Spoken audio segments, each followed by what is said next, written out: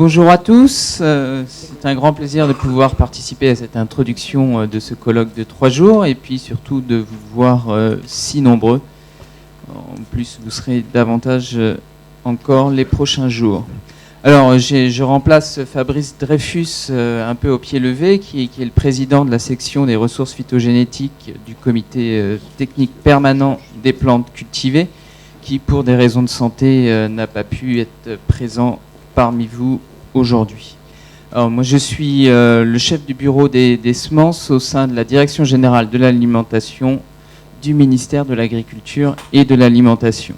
Donc, je vais vous présenter un peu nos objectifs et nos actions en termes de préservation des ressources phytogénétiques, même si j'ai bien entendu que nos actions ne sont pas forcément suffisantes. Voilà. Alors, la bonne conservation des ressources phytogénétiques, que ce soit ex situ, in situ ou à la ferme, c'est un enjeu majeur au regard des défis qui nous attendent et à la préservation de la biodiversité. Donc, Madame la Présidente en a déjà parlé, mais c'est vrai que ces ressources seront vraiment essentielles pour répondre à l'enjeu mondial de nourrir une population qui est en croissance et qui continuera de l'être pendant un certain nombre d'années. Tout cela dans un contexte de réchauffement climatique, mais aussi de propagation des organismes nuisibles. Propagation donc liée à la mondialisation des échanges, mais aussi au réchauffement climatique qui permet à certaines petites bébêtes de venir s'installer là où elles n'auraient pas pu avant. Et donc ces ressources vont permettre la résilience de l'agriculture et on espère répondre à ces défis qui nous attendent.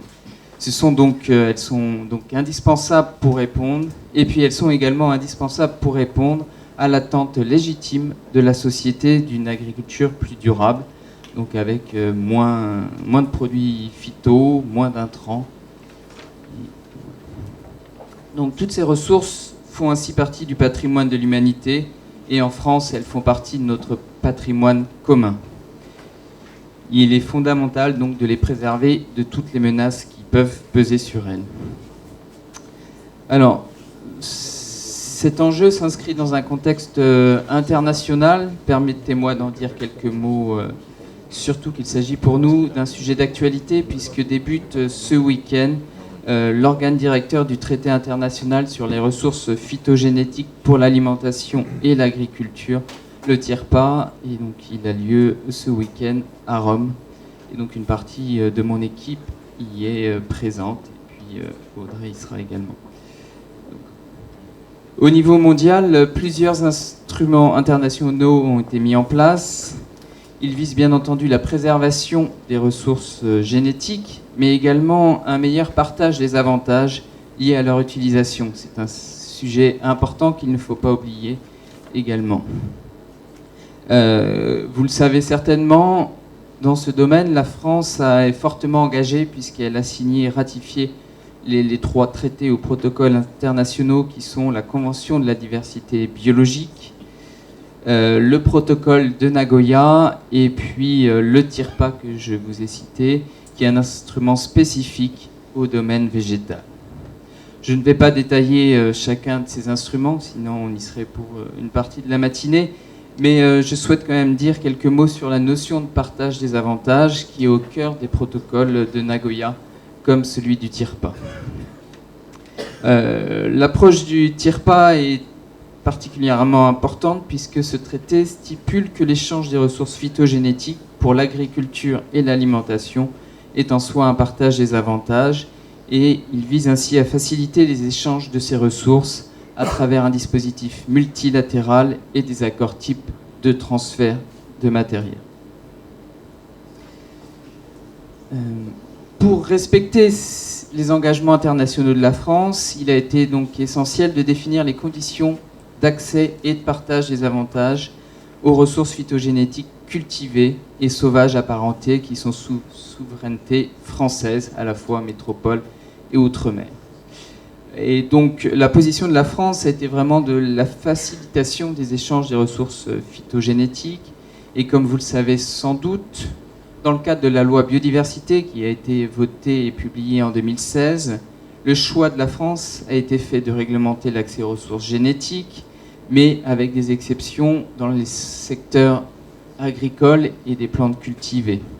Donc cette exemption concerne non seulement les 64 espèces qui sont explicitement citées dans le TIRPA, mais plus généralement l'ensemble des espèces cultivées et leurs espèces sauvages apparentées. Donc les espèces ornementales qui concernent plus particulièrement entrent dans ce périmètre de l'exemption. L'objectif, c'est de faciliter les échanges de ressources phytogénétiques et de faciliter la tâche des gestionnaires de collection. Comme vous le savez, la diffusion, la valorisation, l'échange des ressources sont essentiels pour contribuer à leur préservation.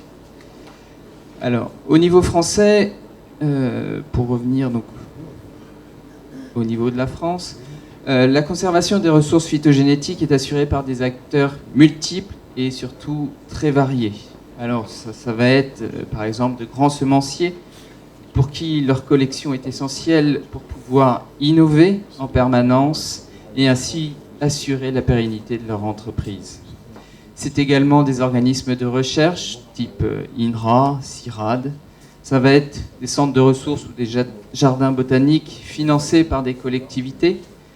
Et puis, ça va être de très nombreuses associations, plus ou moins grosses, plus ou moins organisées au niveau national et qui regroupent de nombreux passionnés comme vous. Alors cette diversité, c'est à la fois une richesse, mais c'est aussi une faiblesse. Et pour pallier cette faiblesse, il est essentiel de veiller à la continuité et à la cohérence des réseaux de conservation et surtout de leurs actions. Il faut identifier les besoins de création ou de renforcement des collections concernant des espèces insuffisamment couvertes. Et le colloque qui nous réunit aujourd'hui va certainement y contribuer. Alors, qu'est-ce que nous faisons au niveau du ministère de l'Agriculture, une fois ces grands principes posés? Donc, nous essayons d'organiser la conservation des ressources et de structurer les réseaux. Donc concrètement, dans ce but, nous finançons une structure de coordination nationale et nous avons créé une section RPG au sein du CTPS, dont Madame la Présidente a parlé.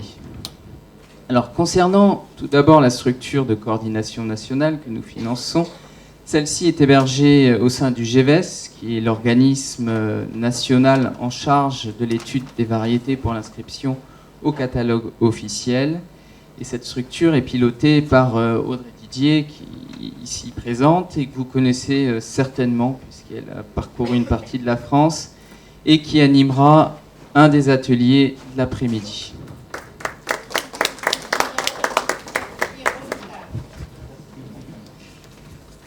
Alors, un des premiers objectifs de la structure qui a été mise en place en 2015, je crois, a été d'identifier et de mieux connaître l'ensemble des acteurs impliqués dans la conservation et la valorisation des ressources ou des collections existantes en France. Donc c'est dans ce cadre que vous avez peut-être déjà rencontré Audrey. L'objectif de ce panorama, c'est de pouvoir valoriser l'existant, mais aussi de comprendre les problématiques des acteurs, celles qui vous concernent, qu'elles soient organisationnelles, techniques ou réglementaires, pour pouvoir essayer d'apporter des réponses, soit au cas par cas, soit à travers une démarche collective.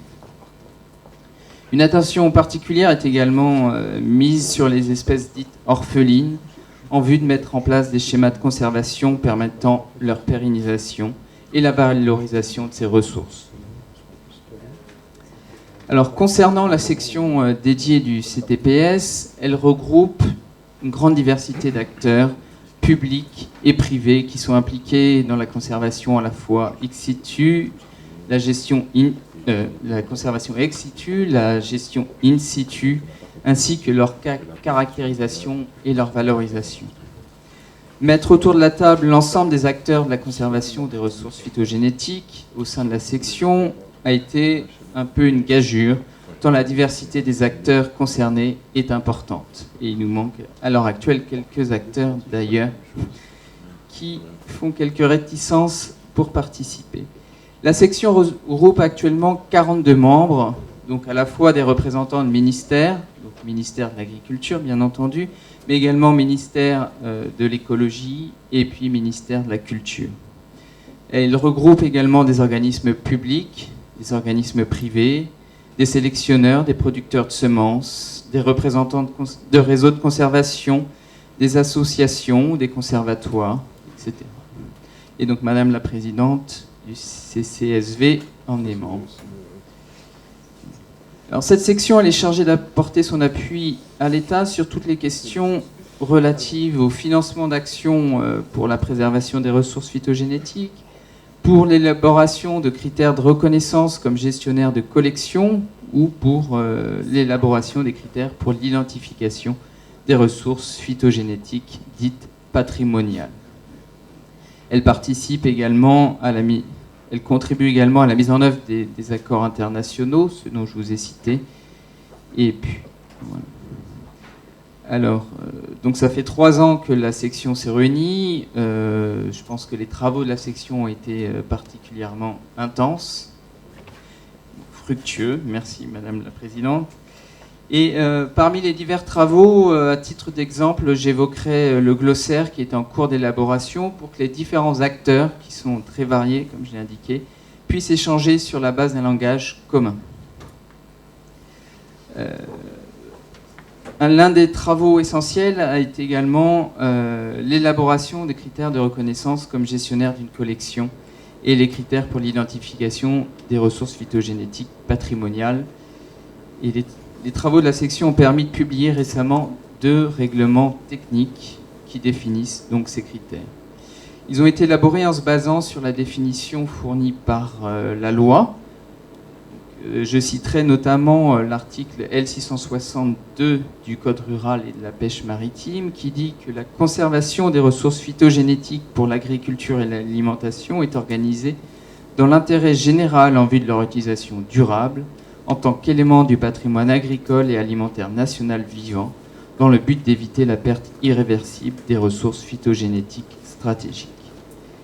La loi a également défini les ressources dites patrimoniales, c'est-à-dire les ressources qui, à terme, devront intégrer la collection nationale française. Il s'agit de toutes les ressources phytogénétiques pour l'agriculture et l'alimentation et notoirement connues comme faisant partie de l'histoire agricole, horticole, forestière et alimentaire nationale, sur le territoire national, notamment du fait qu'elle est représentative de cette histoire, qu'elle a été diffusée ou est présente sur le territoire ou qu'elle est emblématique d'une région. Alors, ces 2 règlements techniques sont importants car ils vont permettre aux gestionnaires de collection que vous êtes d'avoir une reconnaissance officielle pour votre structure comme pour vos collections. Ces collections pourront être intégrées à la collection nationale qui sera le patrimoine de la nation. Et cela que vous soyez en association, en centre de ressources biologiques ou également au sein d'entreprises semencières ou d'instituts de recherche. Alors, les dossiers de demande de reconnaissance comme gestionnaire de collection sont désormais disponibles sur le site du GEVES. Alors, maintenant, comme travail pour la section, elle va devoir désormais examiner les dossiers qui ont été reçus. Alors, lors de la dernière section, il y a eu 3 dossiers qui ont été transmis, et donc la section a débattu des 3 premiers dossiers de reconnaissance de gestionnaire. Un des dossiers était porté d'ailleurs par le CCVS comme tête de réseau pour 2 gestionnaires de collection membres du CCVS.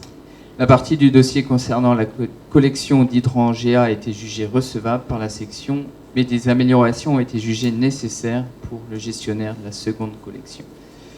Voilà. Mais après quelques petits travaux, ça devrait être bon. Cette reconnaissance est une étape importante pour le CCVS, j'imagine, et je vous invite à vous appuyer sur lui et l'expérience qu'il a acquise pour déposer des dossiers complémentaires pour d'autres collections.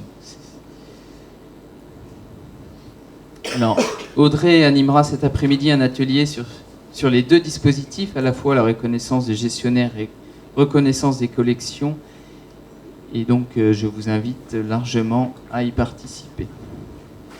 Alors, si cette reconnaissance peut vous paraître un peu administrative, elle est tout de même essentielle pour nous. Alors, en effet, historiquement, la France a une politique de collecte, de domestication, d'acclimatation et de sélection des plantes représentant un intérêt botanique, agricole ou horticole.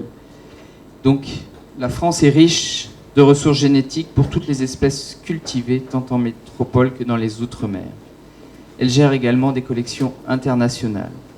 Mais par contre, cette richesse et cette diversité sont insuffisamment connues, parfois dispersées et dans certains cas menacées d'érosion. Donc face à la diversité des modalités de conservation et de gestion, il s'agit d'améliorer les synergies entre les acteurs, les pratiques et les organisations territoriales.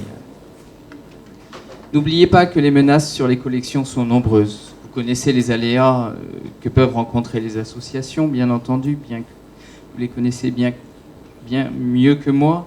Mais par contre, en tant que représentant de la Direction générale de l'alimentation, qui s'occupe de la sécurité sanitaire de l'alimentation, je voudrais également évoquer les menaces sanitaires.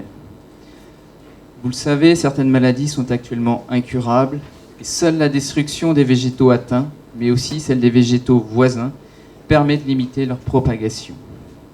Vous connaissez ainsi le chancre coloré du platane, qui a fortement endommagé un patrimoine historique qui est le canal du Midi.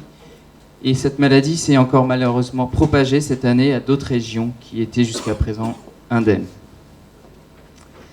Comme autre exemple récent, je citerai également la bactérie Xylella fastidiosa, qui dispose de très nombreux végétaux hôtes, notamment des plantes ornementales. Elle a été découverte cet été sur un olivier plus que centenaire, à Menton, dans le jardin du palais de Carnioles. Et cette découverte a conduit à la destruction de plusieurs arbres, plusieurs oliviers très âgés, plus de 200 ans. Il ne faut pas oublier que ce jardin abrite une collection d'agrumes, mais fort heureusement, ce ne sont pas des hôtes de la bactérie. Mais sinon, cette collection aurait pu être anéantie. Il suffit donc parfois de peu pour perdre irrémédiablement une collection et détruire ainsi à néant des années de travaux de conservation d'une collection. Il est donc essentiel d'identifier les ressources patrimoniales pour mieux les protéger, mieux les diffuser, mieux les valoriser via les différents réseaux de conservation. Enfin, parmi les actions du ministère, nous avons des actions de financement. Nous avons mis en place un financement pour la conservation des collections qui se fait par des appels à projets. L'objectif prioritaire est de soutenir les ressources phytogénétiques ou les collections menacées, ainsi que d'aider à l'amélioration des conditions de conservation et de caractérisation de ces ressources phytogénétiques. Ainsi, depuis 3 ans, nous avons lancé 3 appels à projets pour un montant de près de 400 000 € et qui ont permis en tout de financer une vingtaine de projets. Sur cette vingtaine de projets, il y avait 11 projets qui concernaient des plantes ornementales, dont 6 qui étaient portés par des membres du réseau du CCVS. Et donc ainsi, il y a des projets notamment concernant une collection d'hydrangea, une roseraie, une collection de lilas, une collection de primes verts, une collection d'hortensia, qui ont bénéficié des crédits du ministère. Actuellement, et depuis peu, un nouvel projet a été lancé. La date limite de candidature est fixée au 6 janvier 2020 et l'ensemble des informations pour y répondre sont disponibles sur le site du GEVES. Et Audrey également pourra vous en dire quelques mots cet après-midi pour vous expliquer comment bien répondre à cet appel à projet si vous souhaitez en bénéficier.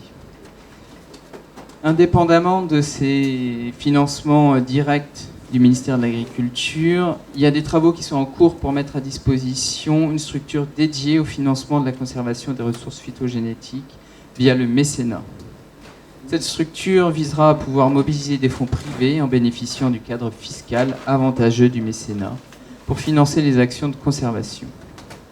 Cette structure devrait prendre la forme d'un fonds de dotation et je crois savoir que le CCVS a donné son accord pour en être membre fondateur. Je ne vais pas vous prendre plus de temps, vous avez beaucoup d'échanges à avoir derrière. Donc, avant de céder la parole, je souhaiterais remercier les organisateurs de ce colloque, notamment la CCVS et sa présidente qui a mis beaucoup d'énergie dans son organisation. Ce colloque répond parfaitement pour nous à la nécessité de développer le travail en réseau et la synergie de tous les acteurs. Je vous souhaite donc de très bons échanges, fructueux, riches, et je serai à disposition pour toutes les questions éventuelles.